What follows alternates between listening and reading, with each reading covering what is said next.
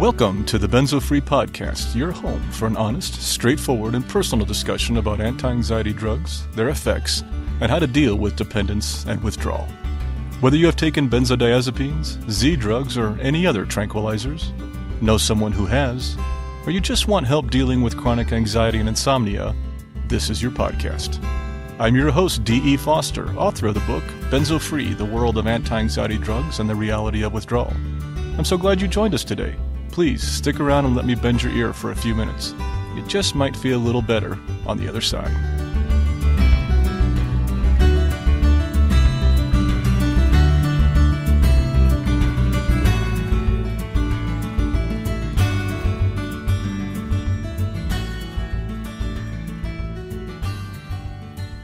Well, hello there. This is D, and welcome to episode 23 of the Benzo Free Podcast. Well, it's been an interesting 3 weeks around here. I feel like I haven't really talked with you for a while, and I'm sorry about that. Last 2 episodes of the podcast was the interview with Dr. Stephen Wright, and I've received some great feedback from you on that. Thank you so much for that. But during that time, as you might have noticed, there have been a few changes for Benzo Free, and at the same time, some lessons learned. I don't need to repeat what I said in our blog post of June 12th. And if you don't know what I'm talking about, please check it out on the website. It's titled The New Direction at Benzo Free. But I still want to share a little of what was learned. So please bear with me for a second. You see, when I decided to publish the book and launch the website and podcast, I knew I'd be exposing myself to triggers of the real world. We've spoken about these in the past on this podcast, and this just comes with the territory. So when I learned a couple of weeks ago that some people thought Benzo Free was, well, behaving, I guess the term might be unethically, based on the rapid increase of likes on our Facebook page, I was, for lack of a better term, emotionally stressed, to put it mildly.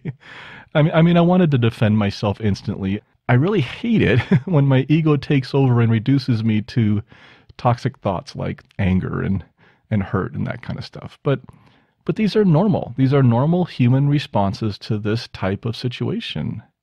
And when you add on that cascade of emotional instability so many of us experience in withdrawal and protracted withdrawal, like myself, it makes for a situation which was rife for being mishandled. But I didn't.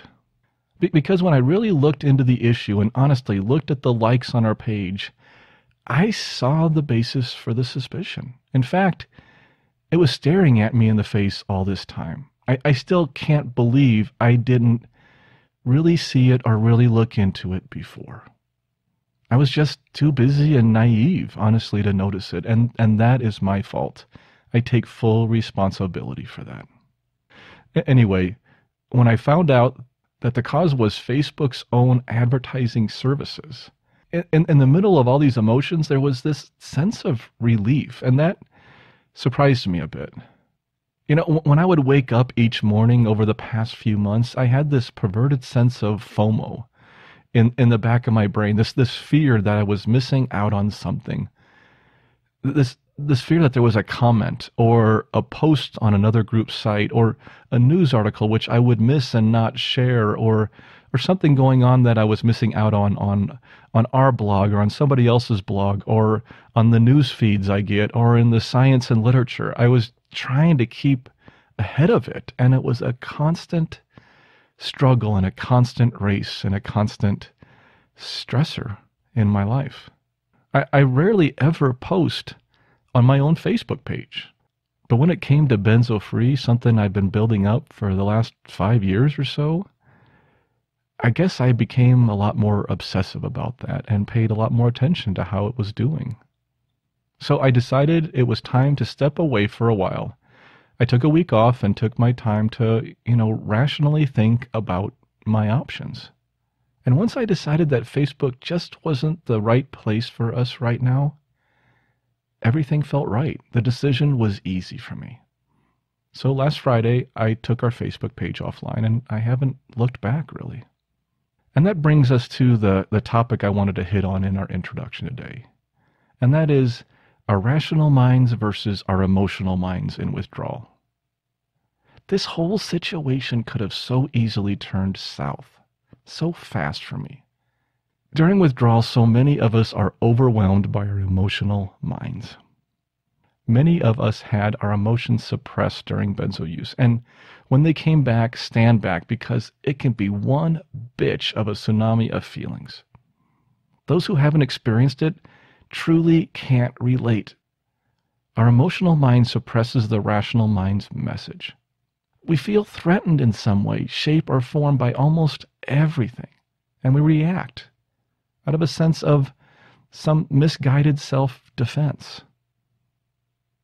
Thus, we wind up creating enemies instead of friends. We treat others with suspicion rather than compassion.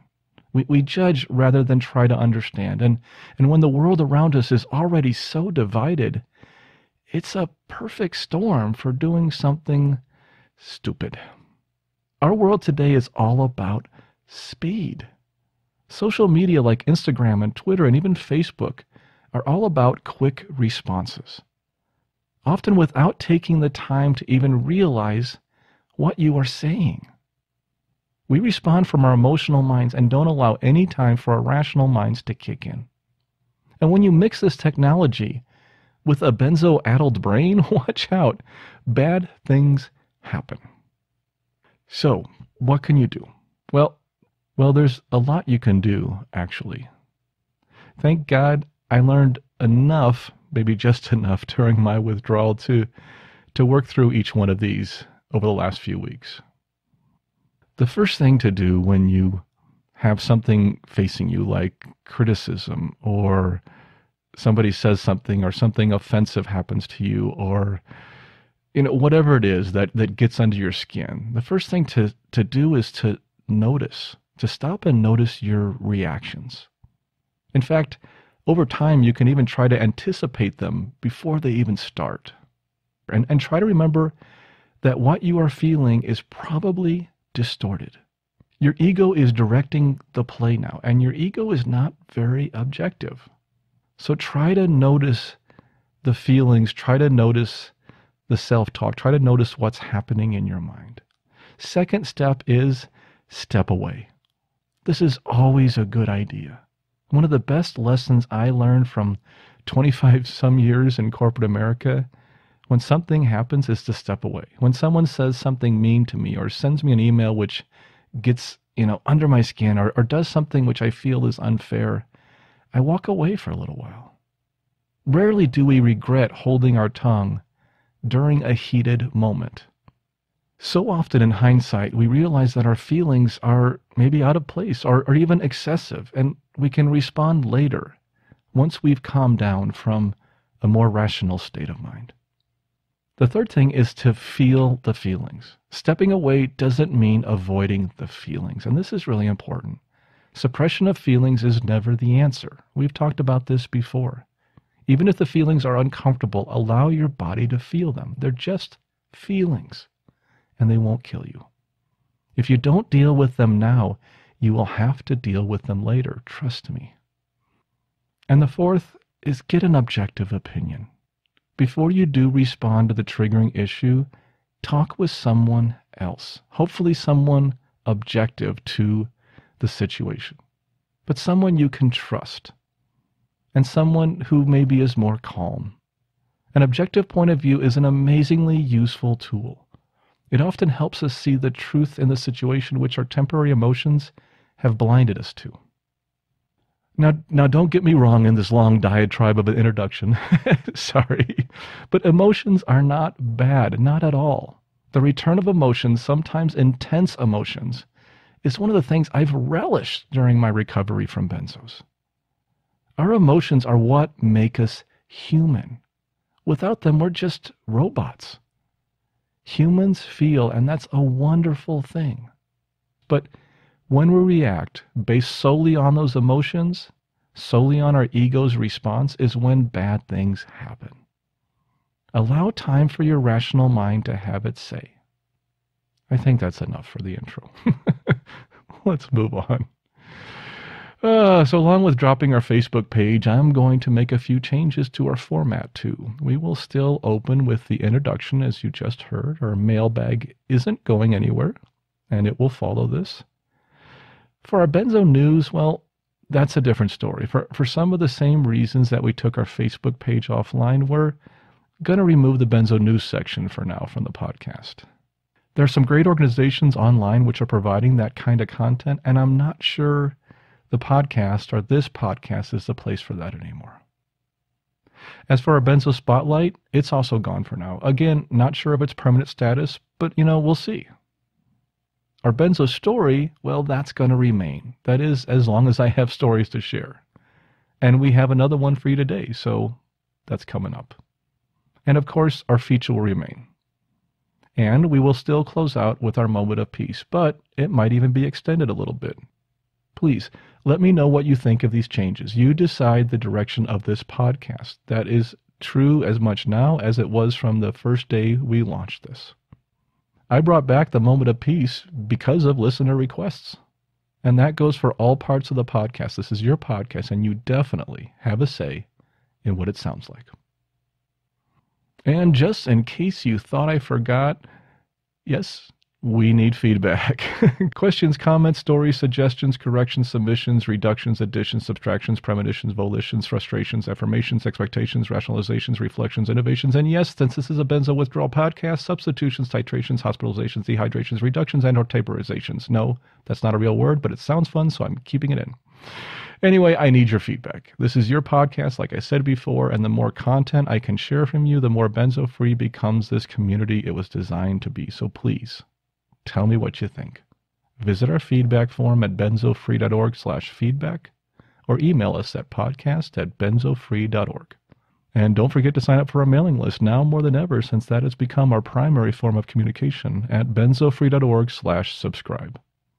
And please remember that the Benzo Free podcast is for informational purposes only and should never be considered medical advice. If you're listening to this podcast on one of our providers, please leave feedback on that carrier. This truly helps new listeners find us. Now let's move on to our mailbag.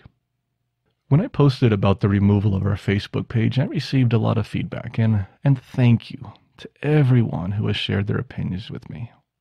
Here are just a few of the comments. Some liked the decision, some didn't, but I loved all the feedback. The positive ones keep me motivated and make me smile, and the critical ones, they help me see where I might have made a wrong turn, or at least remind me to take a second look at a decision made. One thing I'm always amazed by is how kind and respectful everyone has been in their correspondence with me, even when being critical of what we do. Please, keep it coming, all of it. I really want to hear from you, and I appreciate it.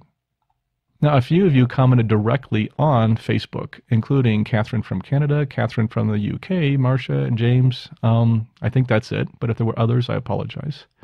And I thank you all for your kind words and input. It really helped me to know that we're doing something good here, that you were concerned about these changes, and I really appreciated your feedback. I don't have time to read each one of them here on today's episode, but here's the first person to comment on our Facebook page. This one's from Catherine from Canada. Catherine says, I'm actually sorry to see you leave. There are many groups on Facebook for which shares from your site have brought awareness to others, as well as the articles have been used again for awareness, but respect for your decision. I am certain it is done wisely, knowing your site and work. I was able to find an article on Zopiclone quickly here when Google wouldn't take me to the website with my cell, even on data. Consequently, I was able to show an 85-year-old woman newly prescribed it that it wasn't a good drug. Thank you so much, Catherine. I really appreciate the comment, and I'm really happy that this has helped out over time. Several of you also commented either on the post itself or directly through our feedback form or via email. Let me share a couple of those with you. This comment is from Gwen in Beaufort, South Carolina. She says, I read the email from today. As a bright, internet-savvy, resource-finding woman who didn't do her research on Klonopin when her mother's health was a priority, 8 years later, I am in benzo recovery post a worthless doctor-supervised taper to 0.5 milligram and jump. Ha! I still don't know what hit me 7 months later. Without Facebook at my crisis, I never, ever would have found you. I didn't know what was happening to me, let alone anyone else could have experienced the same thing. As bad as Facebook is, it made this horrible journey easier. Facebook is where horse people post new foals and gardeners post flowers, veggies, and new growth. Yes, it is full of trolls to say the least, but I found you. Bought the book too. 7 months out and barely functioning. I am horrified that I might not have found you. What if you educated the person creating those likes? Given the millions of benzos and SSRIs, Facebook might be your best education tool. Please reconsider. I know I don't have all the facts, but know you made this horrible injustice easier. And husband, who is a PhD in pharmacology, believe me, you made a difference. Sincerely, Gwen. Thank you, Gwen. I really appreciate your input. I really do. And, it's input like this that helps me make future decisions. I'm not saying this decision of leaving Facebook is permanent. I never said that. But for now, this was the best decision that I could come up with at the time for everything that was going on. And so I do appreciate that you understand that. And trust me, your input is valued and will definitely affect decisions as we keep moving forward. This comment is from a longtime friend, Beatrice in Zurich, Switzerland. Beatrice shared her Benzo story back in episode 11. Please go check that one out. It's a great story to listen to. Beatrice writes, Dear Dee, congratulations to your decision closing the Facebook site. I was wondering how fast the likes grew up. Facebook is too dangerous for posting anything private and delicate as withdrawal. I am looking forward to listening to your very interesting podcast. The interview last week should be spread out to every family practitioner all over the world. My doctor in Switzerland confirmed the structural damage the benzos can leave in our brains. But time is healing. Best regards, Beatrice. And thank you, Beatrice. Just like your feedback and even your counsel over the past 12 months that we've been corresponding, I always appreciate your input, and thank you so much for this. And to everyone that wrote, including the ones I shared here and the ones I didn't get a chance to, just thank you so much for the input, because it really does make a difference, and it really does help me figure out what's going to happen next. I'm always willing to change things so that Benzo Free keeps growing and finding better ways to help those of you out there struggling with this, beast of withdrawal.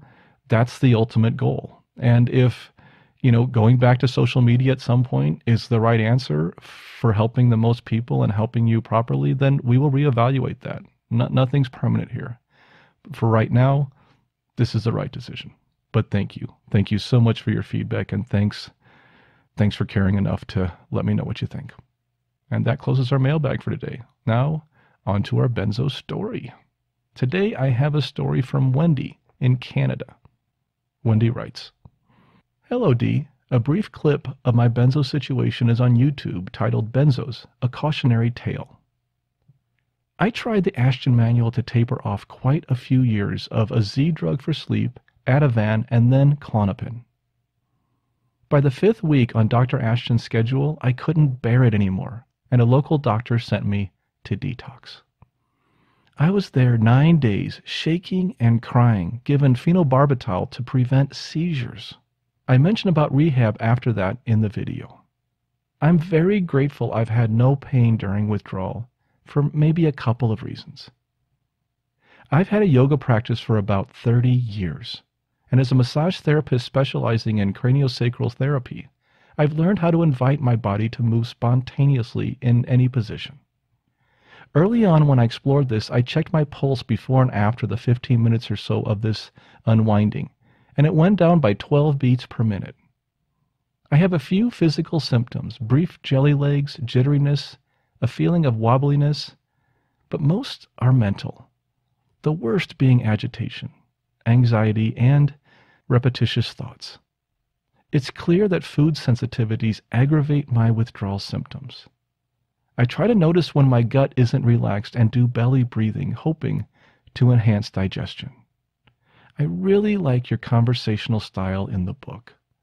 I'm an English major helping my 87-year-old partner write a book about his growing up in the rugged mountains of British Columbia. Many thanks for what you do and your manner of doing it.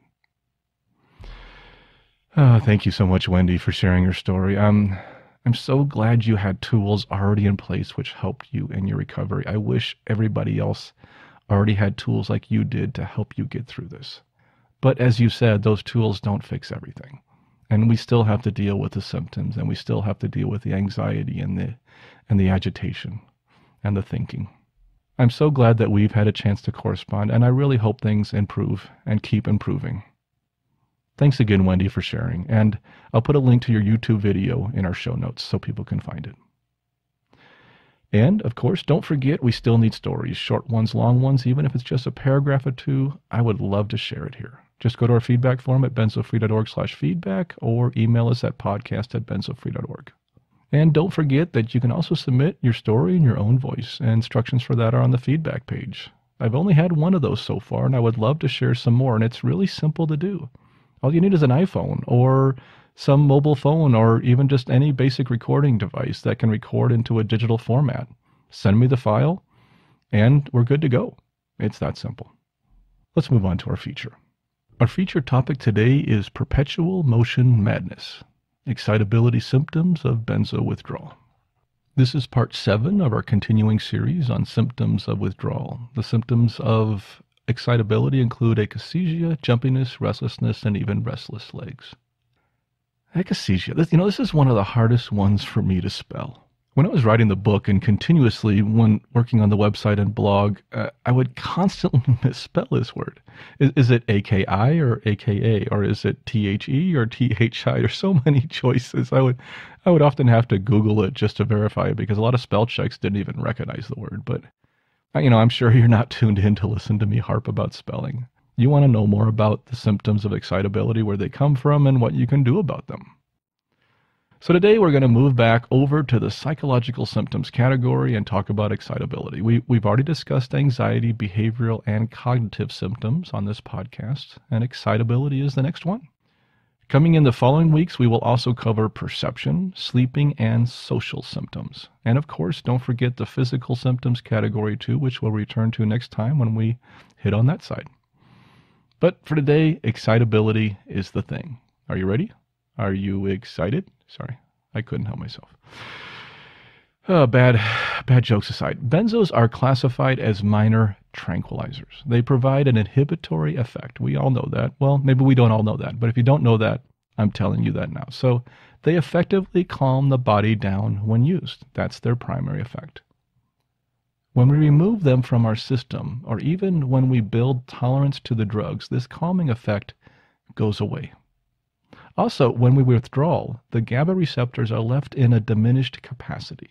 They're down-regulated, and they can't receive the calming messages like they used to. Therefore, our bodies respond on the inside as if we've been attacked, even though we may appear calm and relaxed on the outside. This is an excitability symptom. The common forms of excitability and withdrawal include akathisia, jumpiness, and restlessness, including restless legs. But before we move on, let's look at the definition of akathisia.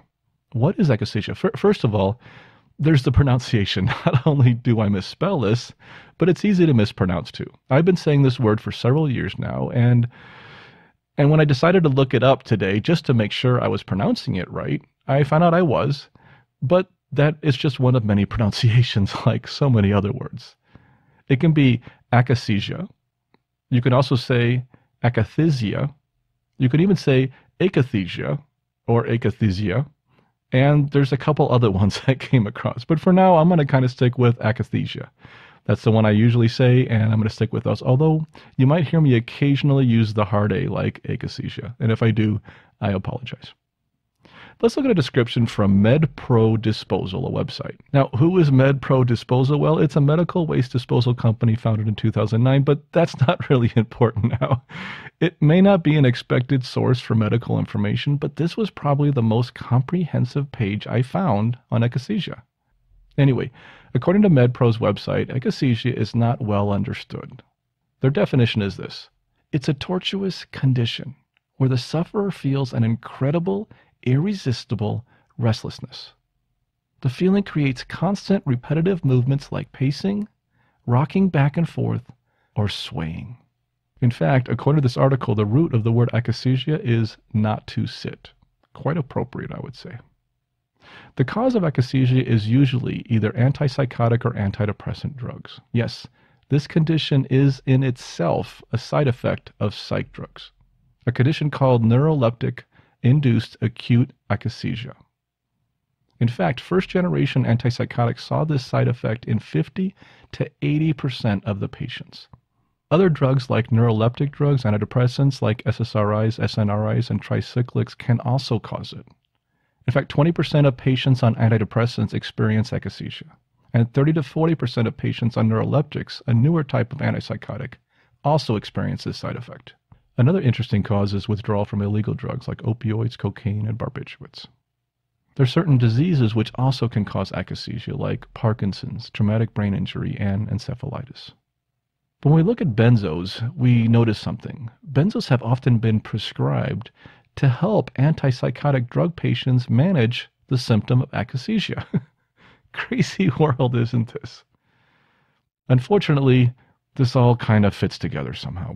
Benzos are used to treat anxiety. We know that. And when you withdraw, not only does the original anxiety return, but it's often much worse. In fact, even in those who've never had anxiety problems before, they still experience this rush of hard-to-handle anxious feelings. So that being said, it seems to make sense that since benzos are also used to treat akathisia and inner restlessness, that when they are removed, akathisia would be a symptom of withdrawal and may be worse than experienced in the first place if it was experienced at all before. Crazy, I know, but somehow logical just the same. Simply put, akathisia is a disorder where the patient has a feeling of inner restlessness and the urgency to keep moving. Akathisia is like being on high doses of caffeine all the time, even when you're trying to sleep, or for people like me, especially when you're trying to sleep. You just want to get up and do something, like run a marathon or even climb the stairs, anything to keep moving. Typical signs of akathisia include inability to stand still, pacing, rocking back and forth, or swaying, or continually crossing and uncrossing your legs. Less visible signs can include sense of extreme restlessness, irritability, agitation, anxiety, panic, tension, emotional unease, insomnia, intrusive thoughts, and impatience. The good news about akathisia is that it almost always goes away.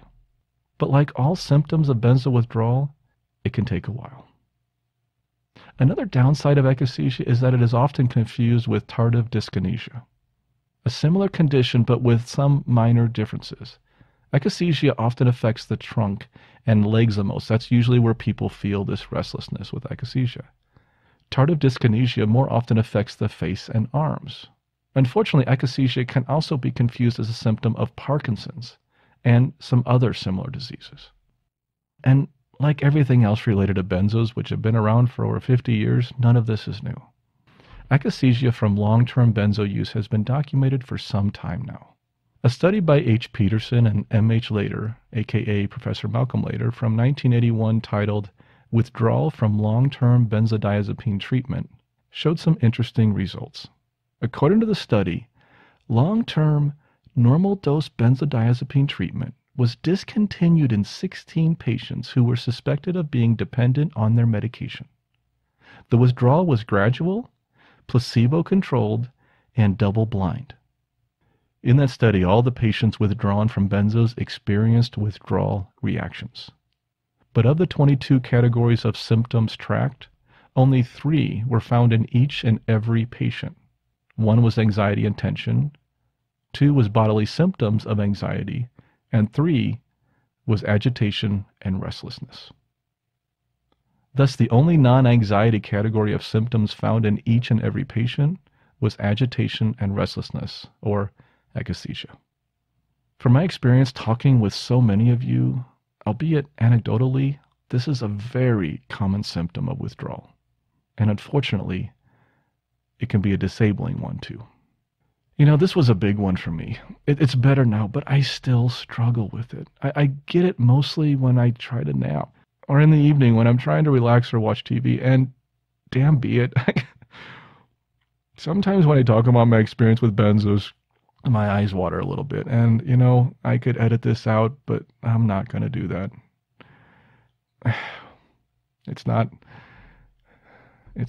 right. This is you guys share your personal feelings with me all the time, and I need to leave in the parts when I'm struggling too. Anyway, sometimes it's just a sense. Hang on. Sometimes it's just a sense of urgency to move. Sometimes it's this internal vibration, and sometimes when I'm trying to sleep, it feels like this jackhammer inside of my bones.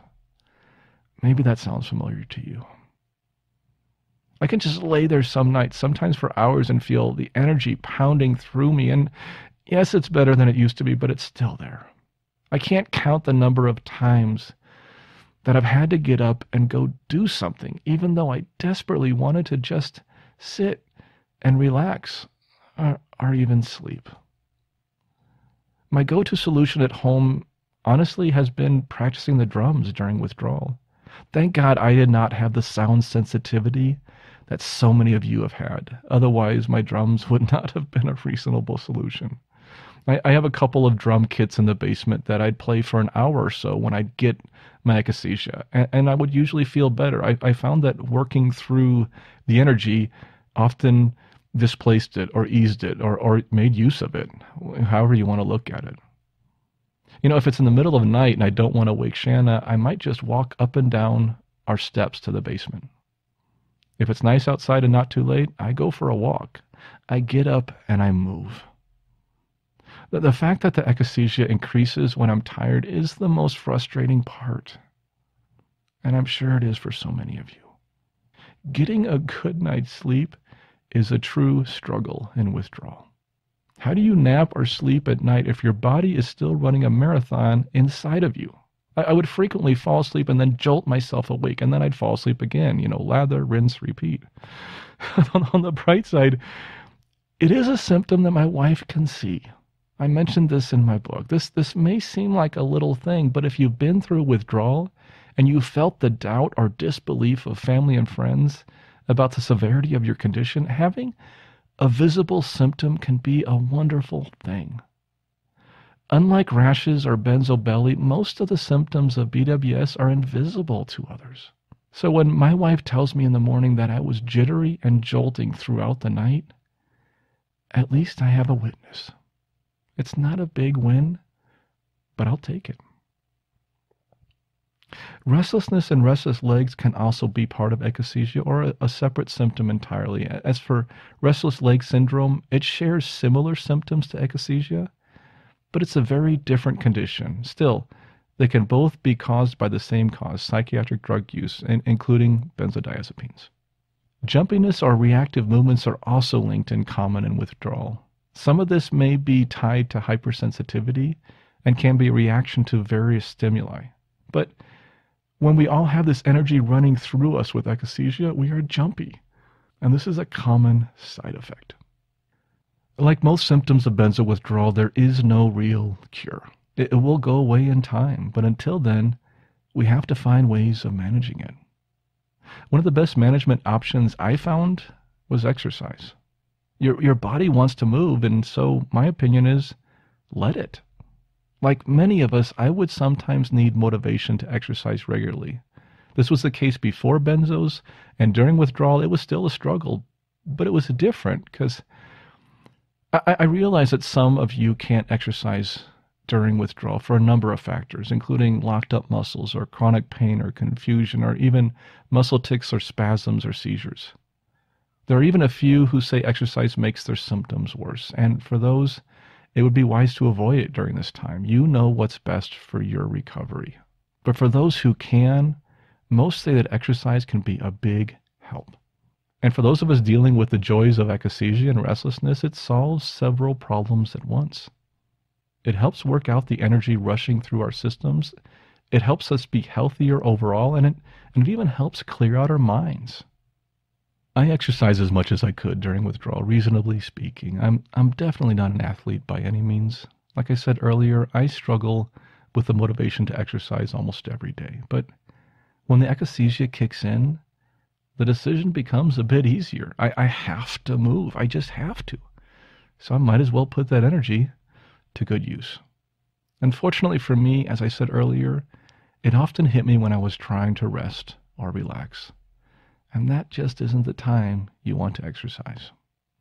But I'd find ways to do it anyway.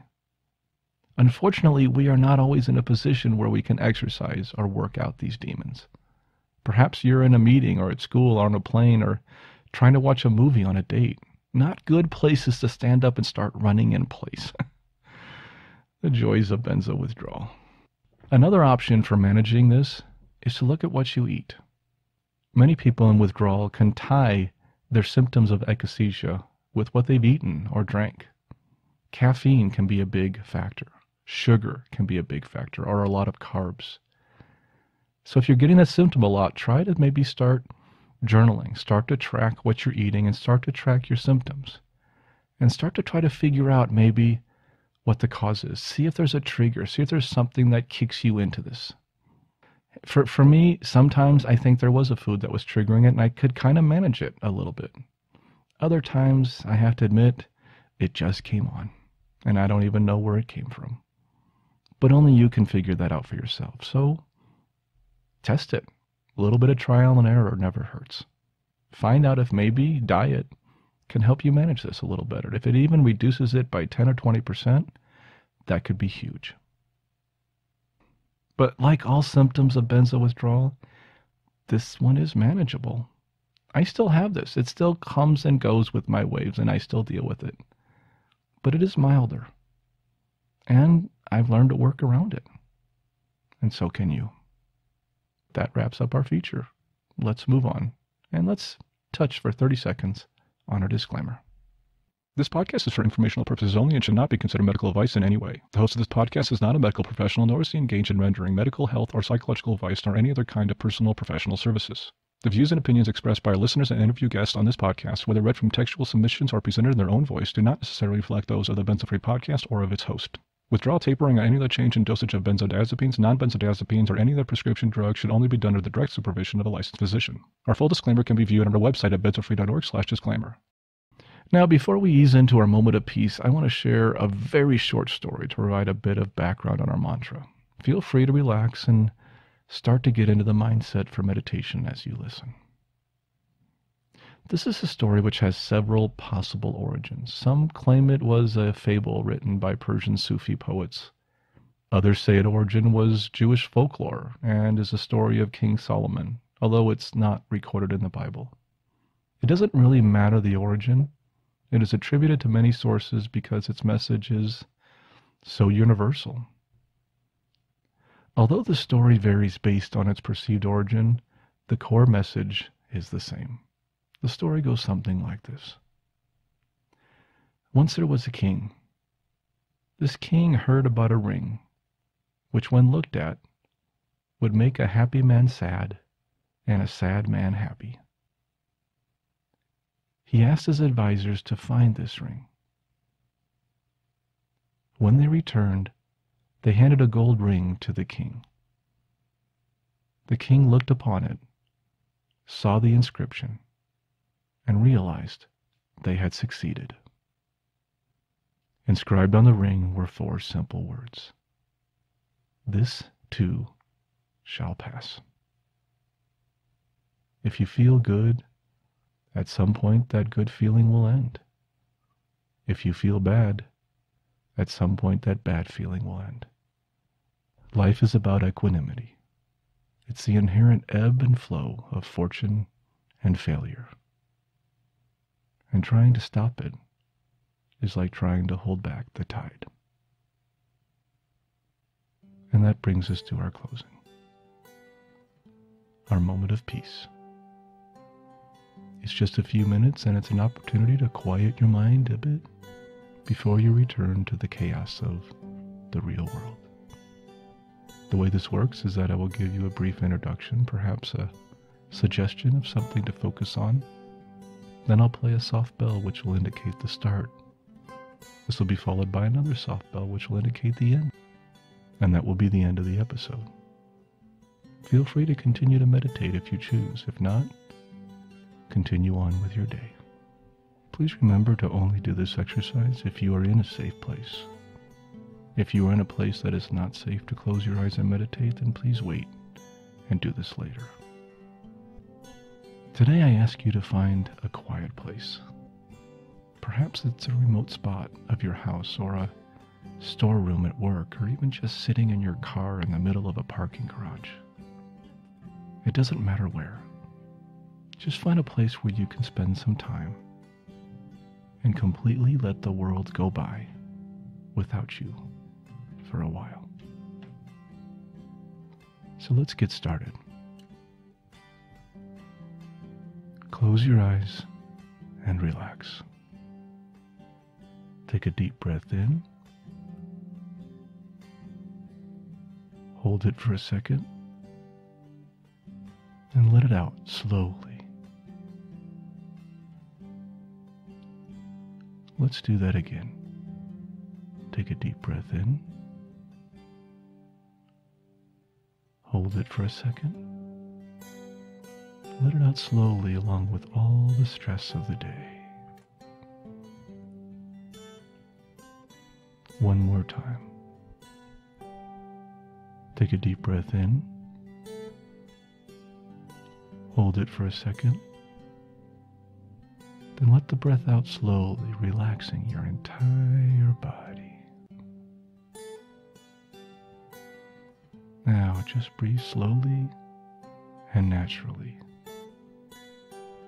And focus on your mantra, this too shall pass.